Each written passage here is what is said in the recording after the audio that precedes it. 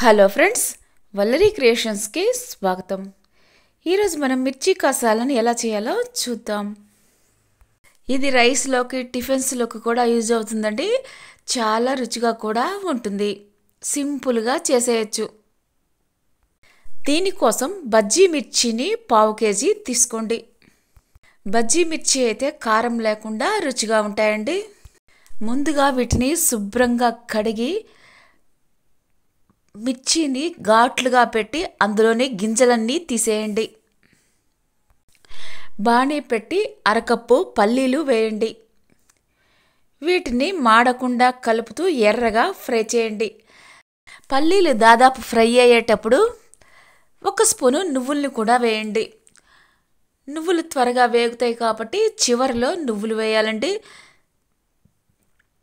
ఇందులోనే కొంచెం పచ్చి కొబ్బరిని కూడా వేయండి. అన్నిటినీ ఫ్రై చేయండి.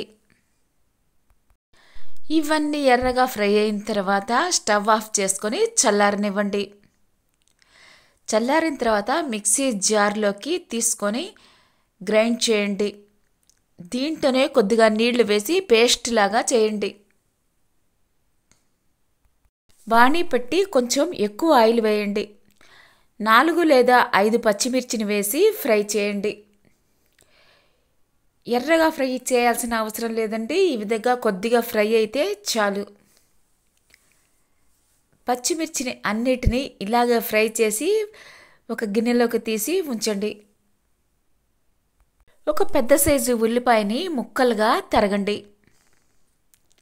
కొద్దిగా పసుపు, 1 స్పూను ధనియాలు జీలకర్ర పొడి, సగం స్పూను ఉప్పు కంటే కొంచెం కారం ఎక్కువగా 3/4 స్పూను తీసుకోండి. అదే బాణీలో కొద్దిగా ఆవాలు, కొంచెం జీలకర్ర వేయండి. కొంచెం కరివేపాకు వేసి ఫ్రై అయిన తర్వాత సన్నగా తరిగి ఉంచుకున్న ఉల్లిపాయ ముక్కలను కూడా ఇందులో వేయండి. ఈ ముక్కలన్నిటినీ కలుపుతూ ఫ్రై చేయండి. ఈ ముక్కలు ఫ్రై అయిన తర్వాత ముందుగా గ్రైండ్ చేసి ఉంచిన పేస్ట్ని ఇందులో వేయండి. మాడకుండా కలుపుతూ ఫ్రై చేయండి. ఇందులోనే ముందుగా మనం తీసి ఉంచుకున్న పసుపు, ఉప్పు, కారం, ధనియాలు, జీలకర్ర పొడిని కూడా వేయండి. ఇవన్నీ కొంచెంసేపు ఫ్రై అయిన తర్వాత మిక్సీ జార్లోకి మరికొన్ని నీళ్లు తీసుకొని ఆ నీళ్లను కూడా ఇందులో వేయండి. సిమ్లో ఉంచి కొద్దిసేపు ఉడికించండి. దీంట్లోనే కొద్దిగా గరం మసాలా పౌడర్, 2 స్పూన్లు చింతపండు రసాన్ని కూడా వేయండి. కొద్దిసేపు ఉడికించాక మనం ముందుగా ఫ్రై చేసి ఉంచుకున్న బజ్జీ మిర్చిని కూడా ఇందులో వేయండి. మరి కొద్దిసేపు ఉడికాక కొంచెం చిక్కబడిన తర్వాత చివరిగా కొత్తిమీరను వేయండి.